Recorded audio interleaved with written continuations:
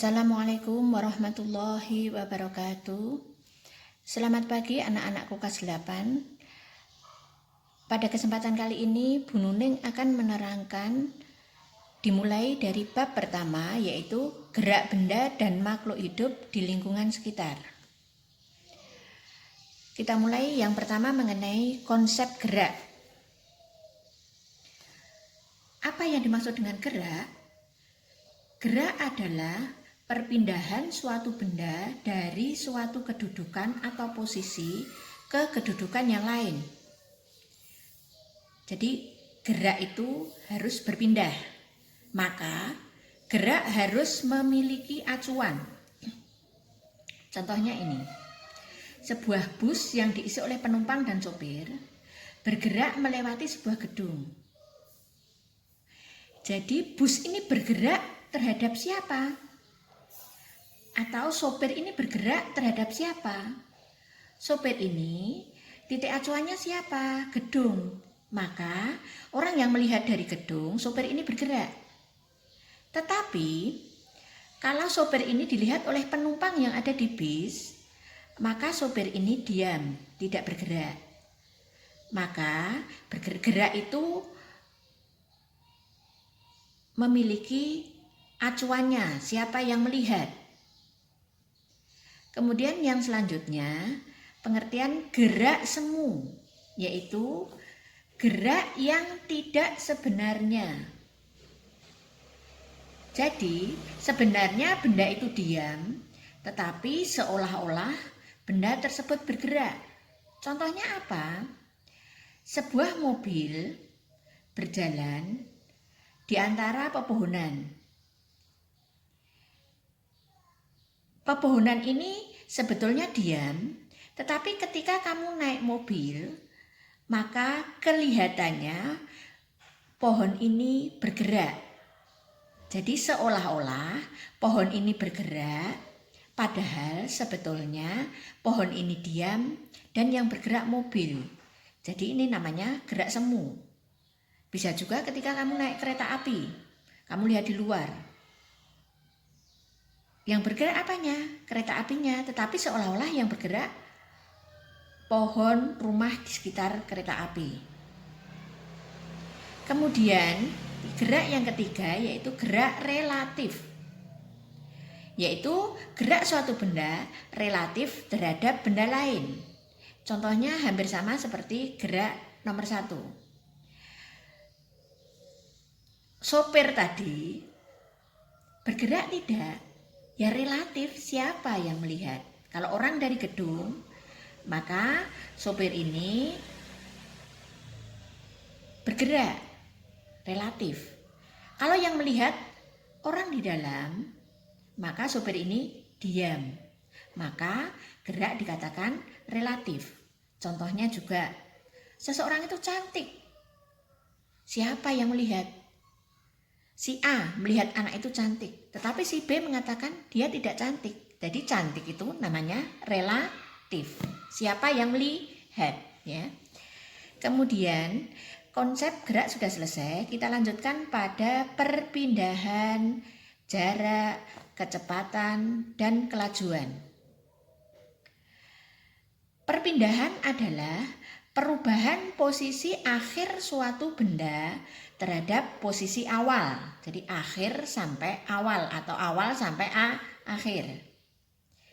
Bedanya dengan jarak, jarak adalah lintasan yang ditempuh. Jadi kalau perpindahan, kamu lihat contoh ini. Nah, ada gambar A, B, C, D, E, F. Perpindahan itu posisi awal sampai posisi akhir. Nah, ini berapa perpindahan? Tapi kalau jarak itu adalah lintasan yang ditempuh oleh benda untuk mencapai suatu titik. Lintasan nih, liwatnya mana toh dari A sampai F itu? Liwatnya apa? A, B, B, C, C, D, D, E, F. Itu jarak. Nanti kita jelaskan lagi dengan hitungan ini. Kemudian pengertian kecepatan. Kecepatan adalah seberapa cepat benda berpindah dari posisi awal ke posisi akhir. Dan kelajuan adalah seberapa cepat sebuah benda menempuh lintasan. Jadi kalau kecepatan itu berpindah dari awal ke akhir. Tapi kalau kelajuan itu adalah lintasannya. Nanti kita terangkan mengenai perbedaan kecepatan dan kelajuan. Mari kita bahas dulu mengenai contoh soalnya untuk jarak dan perpindahan. Kita punya gambar seperti ini, dari A ke B, B ke C, kemudian C ke D, D ke F, F D ke E ke F. Kemudian berapa perpindahannya?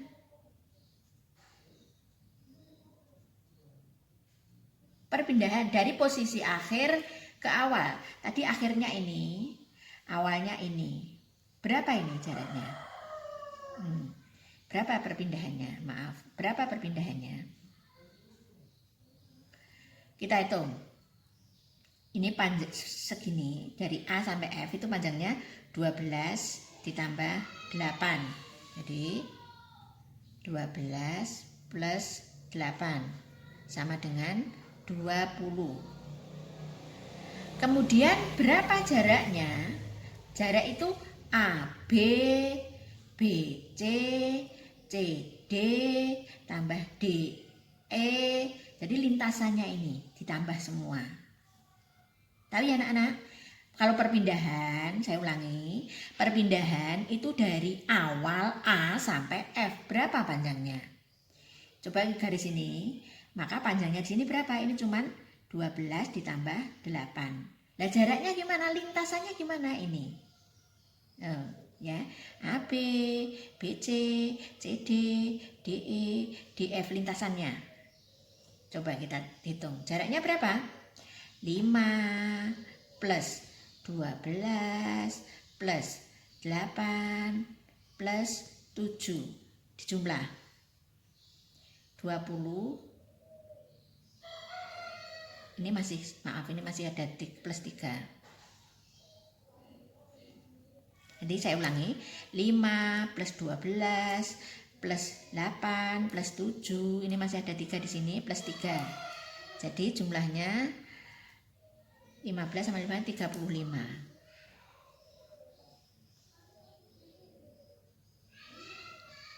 Jelas ya anak-anak? Kita lanjutkan pada contoh soal yang kedua. Ani bergerak dari titik awalnya A menuju B, kemudian menuju C, dan kembali lagi ke B. Saya tulis dari A ke B, ke C, kemudian kembali lagi ke B. Berapa jarak Ani dari A kembali ke B lagi? Yuk kita hitung. Jarak itu adalah lintasannya. Dari A ke B berapa? 3. B 3 ya. B ke C berapa? 5. Ditambah C ke B, karena kembali ke C ke B berapa? 5 lagi. Jadi jaraknya, lintasannya sing diliwati iki lho, piro? Ya, sing lintasannya berapa? 10, 5 tambah 5 jadi 13. Sekarang perpindahannya berapa? Kamu ingat yang tadi sudah saya jelaskan, perpindahan itu dari titik awal sampai titik akhir. Titik awalnya apa? A ini sampai titik akhirnya apa tadi? Karena dari A ke B, B ke C, C kembali lagi ke B. Maka A sampai B. A sampai B. Berapa jarak? Berapa perpindahannya? A sampai B berapa? 3. Jelas anak-anak? Kita lanjutkan perbedaan antara perpindahan dan jarak, antara kecepatan dan kelajuan. Yuk kita bedakan. Yang pertama, perpindahan itu memiliki besaran dan arah atau disebut besaran vektor. Tetapi kalau jarak hanya memiliki besaran, disebut sebagai besaran skalar. Kemudian perpindahan itu adalah perubahan awal dan akhir tanpa memperdulikan lintasan. Hanya perubahan awal dan akhir. Tapi kalau jarak itu memperhatikan panjang lintasan yang ditempuh tanpa memperhatikan awal dan akhir. Kemudian perbedaan kecepatan dan kelajuan. Kalau kecepatan itu hampir sama dengan perpindahan. Kecepatan memiliki besaran dan arah atau besaran vektor. Tetapi kalau kelajuan hanya memiliki besaran ya. Tidak. Kemudian kecepatan itu berkaitan dengan perpindahan. Tetapi kalau kelajuan berkaitan dengan jarak. Apa rumus kecepatan? Kecepatan. Di sini ada patan P.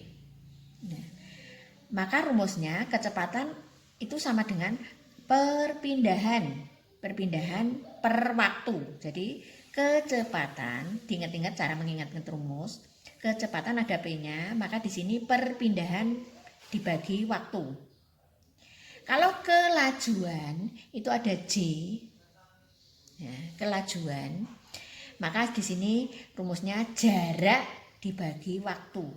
Atau bisa disimbolkan rumusnya kalau kecepatan itu V, ada coreknya gini, sama dengan delta S dibagi waktu. V dengan coret di sini namanya kecepatan, delta S itu perpindahan, kemudian T waktu. Satuannya untuk kecepatan itu meter per detik, perpindahan meter, waktunya satuannya sekon. Untuk rumus kelajuan itu adalah V sama dengan S per T. Keterangannya V itu kelajuan, satuannya meter per detik, S satuannya jarak, itu satuannya sama, meter. Kemudian T itu waktu, satuannya sekon. Kemudian kecepatan itu alat ukurnya speedometer, sedang kelajuan yaitu alat ukurnya namanya GPS. Jadi itulah perbedaan antara perpindahan dan jarak, terus kecepatan dengan kelajuan. Jadi untuk mencari kecepatan itu kita harus tahu perpindahannya, ya kan? Untuk mencari kelajuan kita harus tahu jaraknya. Jelas anak-anak? Coba kita beri contoh soal nomor 1. Kita baca ya. Arman naik sepeda ke selatan 12 meter. Kemudian ke barat 16 meter. Dalam waktu 20 detik. Hitunglah jarak, perpindahan, kelajuan, dan kecepatan. Kalau di dalam soal ada tulisan ke selatan, ke barat, ke timur, dan lain sebagainya, maka kita harus membuat arah sesuai dengan peta. Kita buat arah, yang atas itu adalah utara, bawah selatan, kanan timur, kiri barat. Jadi nanti dari situ kita akan menggambar soal di atas. Arman naik sepeda ke selatan, berarti ke bawah ya. Kita gambar. Sejauh 12 meter. Kemudian ke barat, berarti terus kemana? Dilanjutkan ke kiri. Sebanyak berapa? 16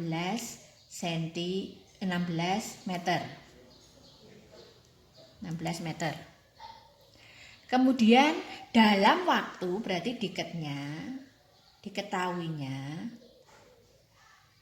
waktu itu simbolnya apa tadi? T. T-nya berapa? 20 detik atau bisa juga sekon. 20 sekon. Yang ditanya apa? Hitunglah. Yang A, hitunglah. 1. Jarak. Jarak itu apa?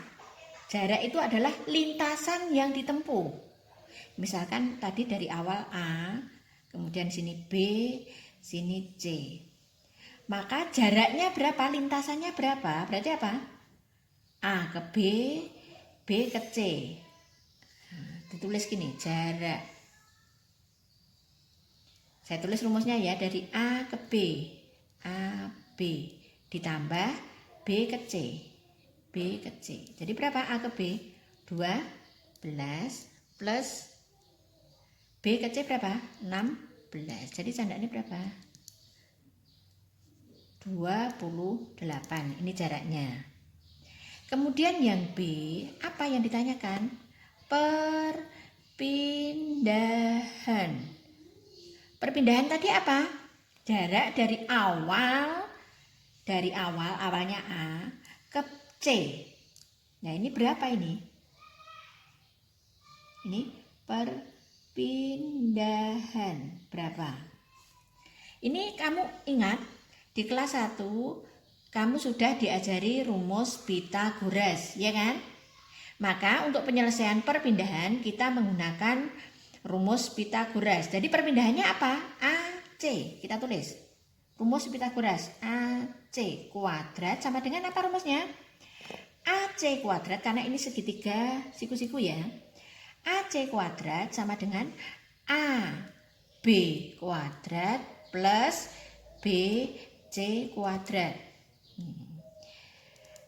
AC kuadrat sama dengan AB kuadrat berapa? 12 kuadrat plus BC kuadrat berapa? 16 kuadrat. Kita hitung. 12 kuadrat berapa? 144. 16 kuadrat berapa? 256. Maka AC kuadrat sama dengan dijumlah. Itu 400. Ini masih dalam keadaan kuadrat AC-nya. Terus kita buat AC-nya tidak kuadrat. Maka di akar. Akar 400 berapa? Jadi AC-nya berapa? Akar 400 adalah 20. Jadi jaraknya adalah 28 meter. Kemudian perpindahannya adalah 20 meter. Sekarang kelajuan. Ke yang C ya. Kelajuan. Kelajuan ini aja G. Berarti di sini apa? J sama J, jarak. Nah, gampang kan? Mengingatkan. Untuk mengingatkan jarak per waktu. Jaraknya berapa? Bawahnya boleh, di sini boleh. Jaraknya berapa? Jaraknya ini sudah ada 28 dibagi waktunya berapa ini? T-nya 20. 28 dibagi 20. Berapa? 1,4 ya. Satuannya meter per sekon. Nah, sekarang yang D. Kecepatan. Ya. Kecepatan rumusnya apa? Kecepatan sama dengan ini ada P-nya, itu adalah perpindahan per waktu. Perpindahannya berapa? Perpindahannya adalah 20. Waktu atau T-nya adalah 20. Jadi 20 bagi 20, 1 meter per sekon.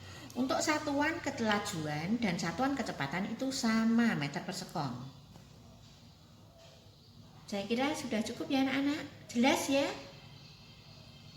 Udah, saya kira cukup sekian dulu, sampai di sini dulu. Tugas kamu adalah merangkum apa yang saya terangkan, kemudian difoto dan dikirim ke Ibu Nuning. Terima kasih. Wassalamualaikum warahmatullahi wabarakatuh.